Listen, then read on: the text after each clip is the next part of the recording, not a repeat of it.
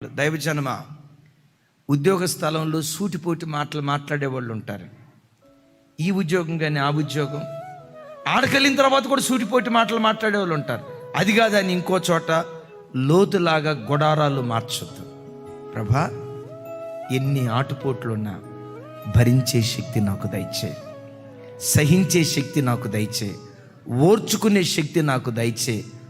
ఓపికతో నువ్వు అణిగుండు. చెప్పంటారా, ఎక్కడ అణచబడ్డావో అక్కడే లేవనెత్తటం దేవుడు ప్రారంభిస్తాడు. భర్త ఉన్మాది అయ్యాడా, పర్వాలేదురా తల్లి అణిగుండు.